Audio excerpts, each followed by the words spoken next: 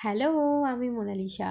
তোমরা আগে শর্টসে দেখেছো আমি মাটির থালায় এই আঁকাটা করেছিলাম। তো আজকের আমি এই শর্টসে দেখাবো যে ভার্নিশটা কিভাবে অ্যাপ্লাই আমি করেছি। আমি কোনো জল মিক্সড করিনি, ডাইরেক্ট ভার্নিশটা এতে দিয়ে দিয়েছি। প্রথমে পরিমাণে অল্প দিয়েছিলাম, তারপরে আরেকটু দিয়েছিলাম। আর যে তুলিটা দেখছো এটা হচ্ছে একটা মেকআপের তুলি, রঙের তুলি নয়। তো এটা আমি কোনো কাজে লাগছিল না বলে আমি এতে অ্যাপ্লাই করেছি।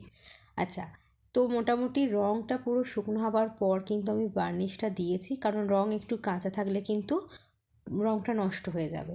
তো একটু সময় দিয়ে তারপর আমরা বার্নিশটা দেব।